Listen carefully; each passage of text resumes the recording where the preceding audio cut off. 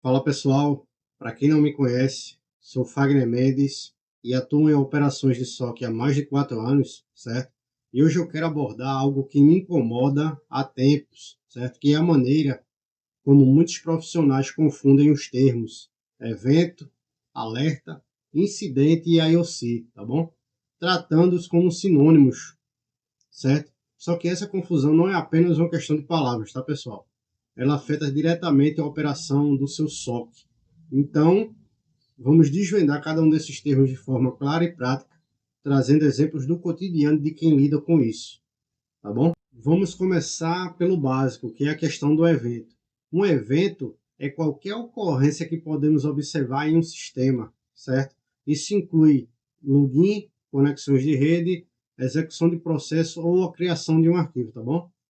Cada linha de log que o teu CIEM processa representa um evento, certo? A maioria desses eventos, pessoal, são de natureza inofensivos, eles são inofensivos, tá? Por exemplo, quando um usuário abre o Outlook para poder trabalhar, isso gera um evento, certo? O Windows Update rodando em background representa um evento. Ter Fire negando ou aceitando o tráfego também é um evento, certo? Então, assim, o importante aqui é entender, certo, que o evento, ele é a matéria-prima, ele é o dado bruto. Ele, de forma isolada, ele por si só não representa, ele não fornece informações sobre segurança, tá? Para ganhar significado, ele precisa ser contextualizado primeiro, ele precisa ser correlacionado e analisado ali pelas regras de detecção, certo? Se você considerar cada evento como algo que demanda ação imediata, isso de forma separada, o que é que vai acontecer? Você vai sobrecarregar a tua operação, certo? Então aqui na tela a gente vê um exemplo justamente de um log de AD, que é um log de login que o usuário efetuou, né? Então a gente vê que tem as linhas aqui e isso representa um evento. Então assim, o evento ele parte lá do endpoint, né? Se for uma rede cliente-servidor, ele vai sair do endpoint ali para o servidor, certo? Para esse caso aqui específico, tá? Eu vou ter a coleta do evento, certo? A coleta do evento não, a coleta dos logs, certo? E após isso eu tenho um evento, né? Se o usuário aqui fizer logout, já vou ter outro evento, tá, pessoal? Então, basicamente, o entendimento sobre evento é isso, tá? Bom, agora vamos falar sobre alertas. E é aqui que a confusão começa, pessoal. Um alerta surge quando uma regra de detecção identifica um padrão que pode ser malicioso em um conjunto desses eventos, certo? Aí ele tem um sinal, uma hipótese, uma suspeita que é fundamentada, tá bom? Por exemplo, né? Imagina uma regra de detecção com 15 tentativas de login ali, de falhas, certo? De falhas de login, seguidas por um acesso bem sucedido, tá? Na mesma conta, certo? E isso aí num período de 2 minutos.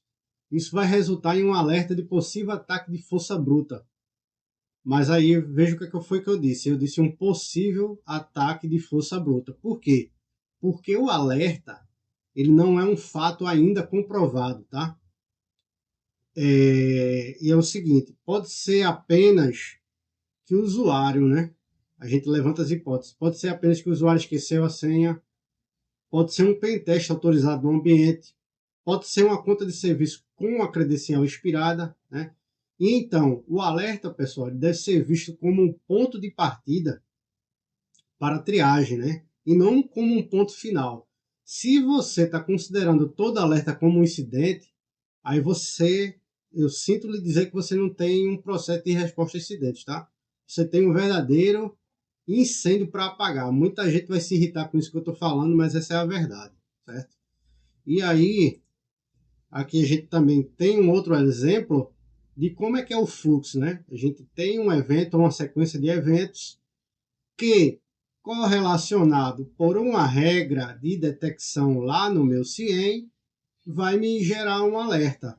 Esse alerta vai cair na minha triagem e, de acordo com a investigação, com o processo de investigação, certo? Eu vou determinar se aquilo é malicioso ou não, tá, pessoal? Então, aqui, pela lógica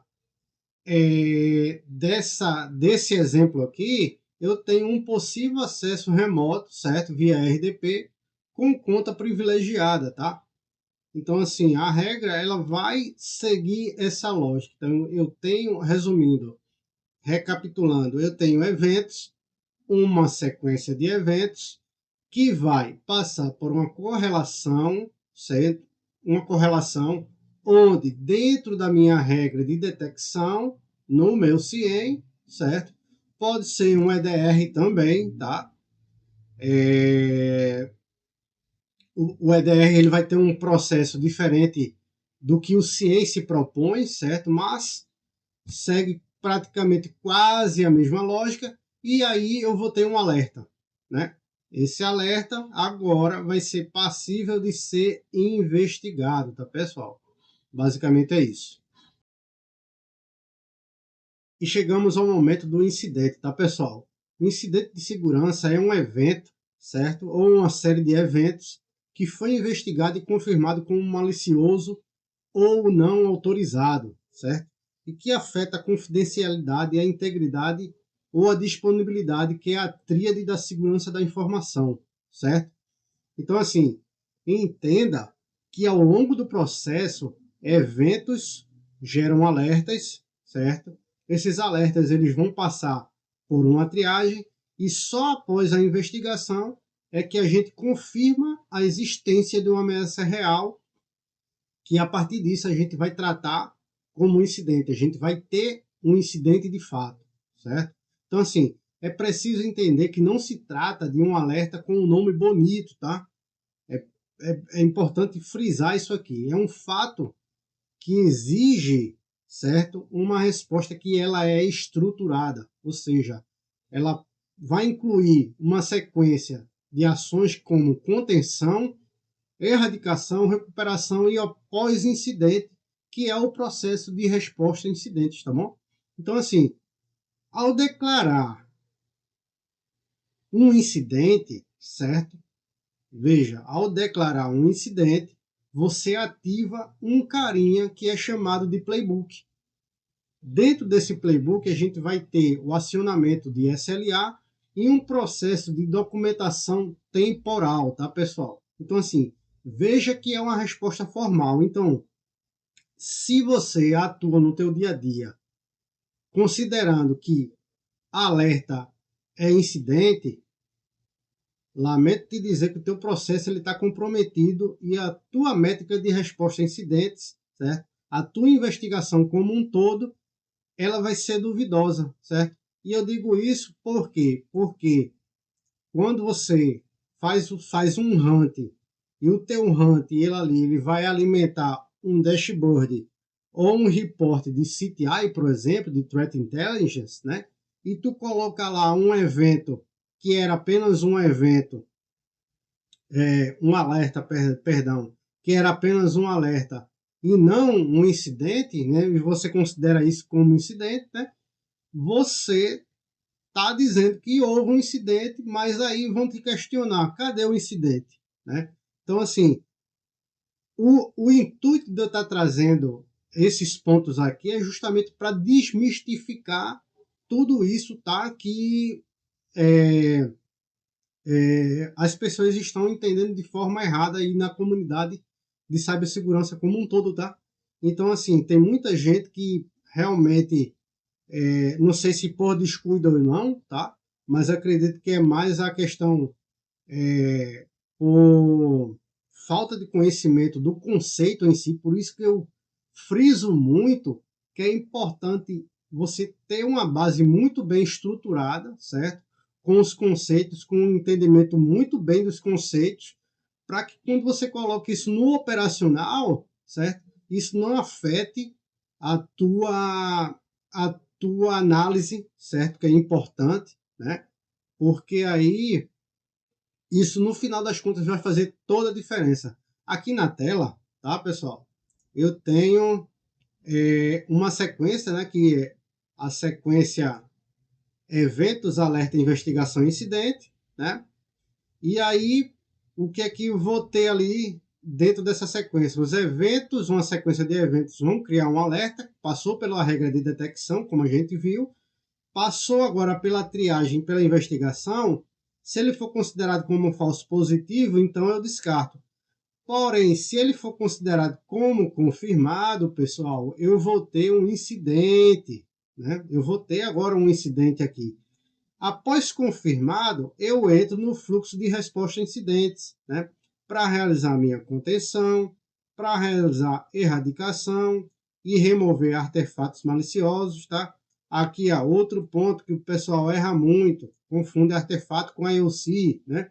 A gente vai ver mais à frente que nem todo artefato é IOC, mas todo IOC é um artefato, certo? Já é um artefato como indicador de comprometimento daquele artefato, entendeu? Então, assim, eu tenho agora, vou passar pela fase de recuperação e as minhas lições aprendidas, tá? Então, é muito importante ter isso aqui em mente para não falar besteira e não ter o teu processo de análise comprometida, tá bom? E agora vamos falar, pessoal, sobre o termo que mais é mal compreendido, tá? Que é o IOC, certo? Então, assim, o IOC, ele representa um artefato que revela se um sistema foi comprometido ou não, tá, pessoal? E a gente vai olhar para esse IOC e vai sempre imaginar a ação tomada ali em cima disso como uma ação no passado, certo? E o IOC, ele serve como evidência forense e ele representa o rastro que o atacante ele deixou no ambiente, tá? Um exemplo disso de IOCs, a gente tem IPs ali, né, hashes de malware ou IPs associados a uma atividade infraestrutura C2, né? Então, quando a gente tem um determinado artefato vinculado a determinados comportamentos maliciosos, é quando a gente tem um IOC, certo?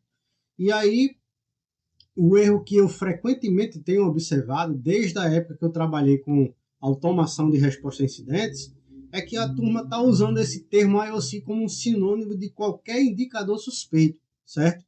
Então, assim, alguém vê lá no log, vê um IP desconhecido e trata aquilo ali como um IOC, certo? Então, assim, eu digo que não é muito bem dessa forma, tá, pessoal? Para ser considerado um IOC, né, um IP suspeito, certo? Ele é apenas um observável, certo? Dentro de um alerta, ele, assim como um hash, um domínio, são apenas artefatos, certo? Então, assim, se você torna um artefato IOC sem uma investigação, fica meio complicado, entendeu? Então, assim, o artefato ele se torna, como eu disse, um IOC apenas quando ele é confirmado, quando você confirma através de uma investigação ou através de um processo de inteligência, que aquele IP, por exemplo, está relacionado à infraestrutura de C2, que é uma atividade maliciosa, certo? E um outro conceito também que existe, que é o IOR, que é o indicador de ataque, que, por sua vez, né, ele representa o comportamento, né, ele é baseado no comportamento, logo ele vai estar estruturado em cima das TTPs, né? E ele reflete o que é que o atacante ele está executando no teu ambiente, certo? Então aqui a gente, cadê? Aqui a gente vê que temos agora uma investigação aqui completa, certo? O resumo dela para a gente finalizar. A gente tem um evento, a sequência de eventos, que é o dado bruto, como eu falei lá atrás, né? Vai passar ali pela regra de detecção, correlação, cria-se o alerta, né? Aí gerou a hipótese ali, cria-se o alerta. O alerta cai na minha triagem através de uma investigação, né? Confirmo que é um incidente. Fato confirmado, né? Fato confirmado, né? Através dessa investigação aqui, Eu também vou fazer investigação aqui, tá, pessoal, dos IOIs, né, dos IOCs e o IOA, certo? E aí eu vou agora, através da confirmação de tudo isso aqui, né, da investigação, eu agora tenho um respaldo, eu tenho indícios de que eu tenho um incidente. E aí o que é que o incidente ele vai disparar? Ele vai disparar a resposta a incidente, certo? Então, se eu tiver um time separado para fazer essa análise aí de resposta a incidentes, certo? Fazer essa tratativa, né? E o pessoal vai seguir uma sequência como a gente já viu lá atrás, tá bom? Então, assim, se esse conteúdo ele fez sentido para você, certo? Eu estou montando um curso de Threat Hunt, certo? Onde eu vou entrar com muito mais a fundo nesses fundamentos, certo? E aí, fica ligado, me acompanha, tá bom? E até mais.